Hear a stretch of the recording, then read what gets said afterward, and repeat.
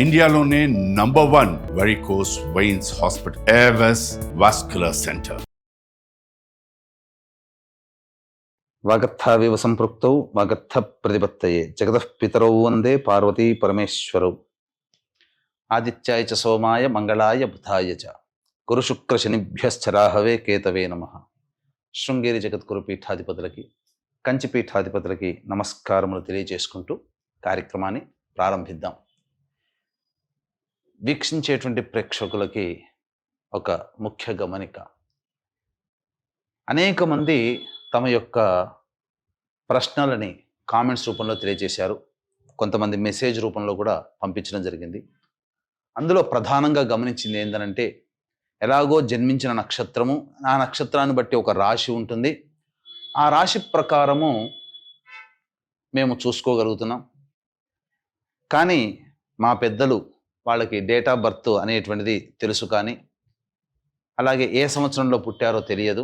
మరి అటువంటి వాళ్ళు కూడా చూసుకోవాలంటే ఎలా అనేటువంటి ఒక ప్రశ్నని తీసుకురావడం జరిగింది.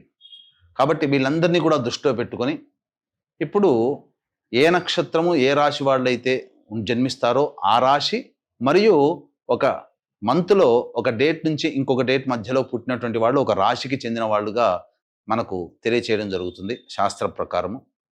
కాబట్టి ఈ యొక్క గణాంకాలని దృష్టిలో పెట్టుకొని మనం వినూత్నంగా రాశితో పాటుగా ఒక నెలలో పుట్టినటువంటి వాళ్ళకి, అనగా ఉదాహరణకి ఉజ్జాయింపుగా ఏ రాశికి చెందుతారో ఆ రాశి వాళ్ళని మనం క్రోడీకరించుకొని ఈ యొక్క నూతన విధానంగా మనం తెలియచేయడం జరుగుతుంది. ఒకవేళ రాశికి సంబంధం లేకపోయినా మీరు జన్మించిన జన్మ తేదీ మరియు జన్మ నెల ఏదైతే ఉంటుందో జన్మ మాసమును బట్టి మీరు ఒక రాశికి చెందుతారు. ఆ రాశిది ఆ ఫలితాలు కూడా మీకు కూడా ఉపయోగంగా ఉంటాయని చెప్పి తెలియచేయవచ్చు. అలాగే ప్రస్తుతం గమనించుకున్నట్లయితే ఈ యొక్క ద్వాదశ రాశుల వారికి సంబంధించినటువంటి శుభ అశుభ ఫలితాలు అనేటువంటివి మీకు క్లుప్తంగా తెలియచేయడానికి ప్రయత్నం చేస్తాను. 16 నుంచి అక్టోబర్ 30 మధ్యలో జన్మించినటువంటి వాళ్ళు కన్యా రాశికి సంబంధించిన వారుగా ఉంటారు. కాబట్టి ఈ యొక్క కన్యా రాశిలో జన్మించినటువంటి వారికి ఆగస్టు 16 నుంచి ఆగస్టు 31వ తారీఖు వరకు ఏ విధంగా ఉండబోతుందో తెలుసుకునే ప్రయత్నం చేద్దాం. ఇక గమనించుకున్నట్లయితే ప్రధానంగా గురుగ్రహ సంచార ప్రభావం విశేషమైనటువంటి యోగదాయకం. చేస్తున్నటువంటి వృత్తి ఉద్యోగ వ్యాపారాల్లో మంచి ప్రగతి అభివృద్ధి అనేటువంటిది గోచరమవుతుంది. అలాగే చూసుకున్నట్లయితే ప్రధానంగా ఈ శుక్రగ్రహ సంచారము అనుకూలంగా లేదు. కాబట్టి ఆ వృత్తి వ్యాపార సంస్థల ఉన్నటువంటి స్థలంలో కానీ ఇంట్లో కానీ స్త్రీలతో వాగ్వివాదాలు పెరుగుతాయి, అనవసరమైన ఖర్చులకి మీకు కలుగుతాయి. అలాగే మీ డాంబికాన్ని ప్రదర్శించడానికి స్థాయికి మించినది కానీ ఊహించిన దానికంటే ఎక్కువగా కానీ ఖర్చులు పెట్టాల్సినటువంటి పరిస్థితి 20 తారీఖు వరకు ఉంటుంది. 21వ తారీఖు నుంచి శుక్రగ్రహ మార్పు ప్రభావం చేత అన్ని విధాలుగా అనుకూలంగా ఉంటుంది. మిమ్మల్ని గౌరవిస్తారు, సంఘంలో పేరు ప్రతిష్టలు పెరుగుతాయి, కీర్తి ప్రతిష్టలు కూడా చక్కగా ఉంటాయని చెప్పవచ్చు. ఇక గమనించుకున్నట్లయితే బుధగ్రహ సంచారము అనుకూలంగా ఉన్నది. ఈ కారణం చేత ప్రధానంగా పెట్టుబడి పెట్టినటువంటివన్నీ కూడాను లాభిస్తాయి, రాని బాకీలు వసూలవుతాయి, స్టాక్ మార్కెట్స్లో పెట్టినవి మీకు చాలా యోగాన్ని కలగజేస్తాయి, అనుకున్న దానికంటే ఎక్కువగానే మీరు ధన రాబడి పొందుతారు. అయితే రవికేతుల యొక్క సంచార ప్రభావం ఇది ప్రధానంగా కొన్ని నిర్ణయాల తీసుకోవడం వల్ల చేస్తున్నటువంటి వృత్తి ఉద్యోగ వ్యాపారాల్లో మీరు వేరే ప్రాంతానికి బయలుదేరాల్సినటువంటి పరిస్థితి వస్తుంది. బదిలీల కోసం ఎదురు చూసేటువంటి వాళ్ళకి ఇది చాలా చక్కటి సమయంగా చెప్పవచ్చు. అలాగే ప్రధానంగా ప్రభుత్వపరమైనటువంటి ఖర్చులు పెరుగుతాయి, ప్రభుత్వపరముగా పన్నులు చెల్లించాల్సినటువంటి పరిస్థితి గోచరమవుతుంది. ఇక రాశిలోనే ఈ యొక్క కుజగ్రహ సంచార ప్రభావము ప్రధానంగా, అలాగే 7వ స్థానంలో శని యొక్క సంచార ప్రభావం ఇది కాస్త శారీరక రుగ్మతలు, చర్మ సంబంధమైనటువంటి అనారోగ్య సమస్యల్ని కలిగించే అవకాశం ఉంటుంది. కాబట్టి వెళ్ళిన చోట నీటి వలన కానీ గాలి వలన కానీ కొంత అనారోగ్య సమస్యలు వస్తాయి ఎక్కడికి వెళ్ళినా.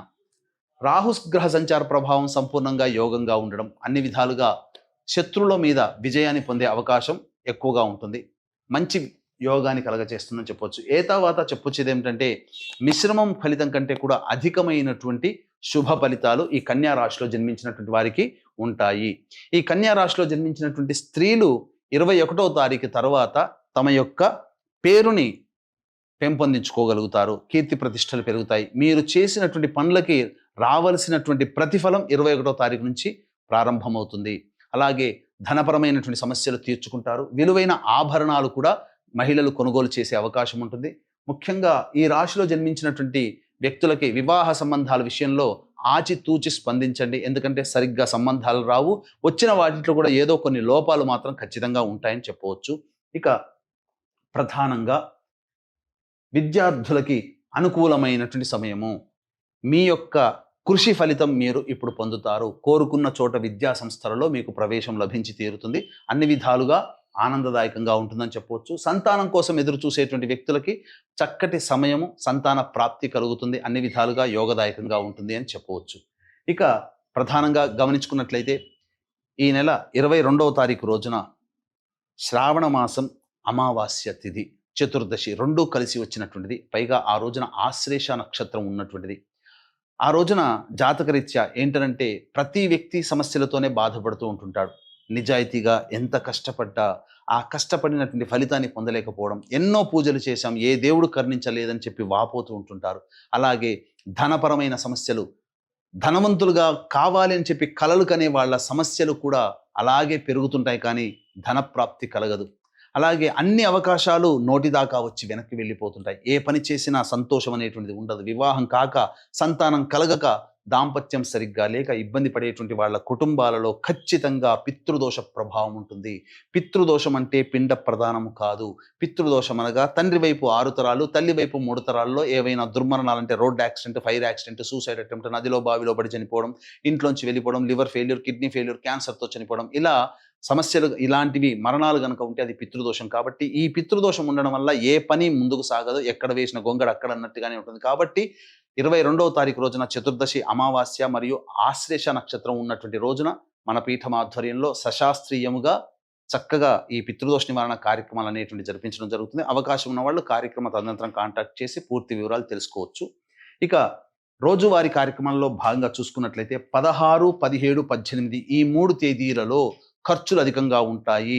ఆస్తి సంబంధమైనటువంటి విషయాలు చర్చకి వస్తాయి. ఏ పని చేయాలన్నా ఆసక్తి ఉండదు. ప్రధానంగా సంతానం మూలకంగా విభేదాలు, ఖర్చులు పెరుగుతాయి. సంతానంతో విభేదాలు ఉంటాయని చెప్పవచ్చు. ఇక 19, 20, 21, 22 ఈ తేదీలలో ధన ప్రవాహం అధికంగా ఉంటుంది. వృత్తి, ఉద్యోగ, వ్యాపారాల్లో అన్ని విధాలుగా రాణిస్తారని చెప్పవచ్చు. రాణి బాకీలు వసూలు అవుతాయి. విందులు, వినోదాలు, కుటుంబ సభ్యులతో ఆనందంగా గడుపుతారు. ఖర్చుకు మించిన ఆదాయం ఎప్పుడూ ఉంటుంది ఈ 4 రోజుల్లో. ఇక 23, 24, 25 తేదీల్లో చేస్తున్నటువంటి ఉద్యోగంలో కాస్త ఆందోళన కలిగించేటువంటి అవకాశం ఉంటుంది. ప్రభుత్వపరమైనటువంటి పనులు గురి అవుతారు. అలాగే అనవసరమైన ఖర్చులు కూడా పెరుగుతాయి. వృధా ప్రయాస, ఏ పని చేసినా ఆ పని ఆటంకాలే కలుగుతాయి, కానీ ముందుకు సాగదనే విషయాన్ని గమనించుకోవాలి. 26, 27 తేదీల్లో మీ యొక్క ఆత్మవిశ్వాసం అతి ఆత్మవిశ్వాసంగా మారడం వల్ల ఎదుటి వాళ్ళు సమస్యలతో బాధపడతారు మీ వల్ల. కాబట్టి మీరు ఓవర్ కాన్ఫిడెన్స్ తగ్గించుకునే ప్రయత్నం చేయండి. రాని బాకీలు వసూలు అవుతాయి. ధనపరంగా ఏ ఇబ్బంది ఉండదు. విందులు, వినోదాల్లో కుటుంబ సభ్యులతో పాల్గొంటారు. పాత మిత్రులను కలుసుకునే అవకాశం ఉంటుంది. ఇక 28, 29, 30 తేదీల్లో ఖర్చులు అధికంగా ఉంటాయి. కుటుంబ సభ్యులతో వాగ్వివాదాలు పెరుగుతాయి. అనవసరమైనటువంటి రాద్ధాంతాలకి పోతారు. ఈగో ప్రాబ్లమ్స్ ఎక్కువగా ఉంటాయని చెప్పవచ్చు. 31వ తారీఖు రోజున మాత్రం ఆనందకరమైన జీవితం, రాని బాకీలు వసూలు అవుతాయి. అన్ని విధాలుగా ఇతరుల సహాయ సహకారాలతో ఆనందంగా జీవిస్తారు. విందులు, వినోదాల్లో పాల్గొంటారని చెప్పవచ్చు. తర్వాత ఈ యొక్క కన్యా రాశిలో జన్మించినటువంటి వారికి గ్రహబలం, గ్రహ సంచారం కూడా అనుకూలంగా ఉన్నటువంటి కారణం చేత వచ్చేటువంటి చిన్న చిన్న సమస్యల పరిష్కారానికి ప్రతిరోజు కూడాను సుబ్రహ్మణ్య భుజంగ స్తోత్ర పారాయణం రోజుకి 3 సార్లు పఠించండి. సర్వం శ్రీ ఉమామహేశ్వర పరబ్రహ్మార్పణమస్తు.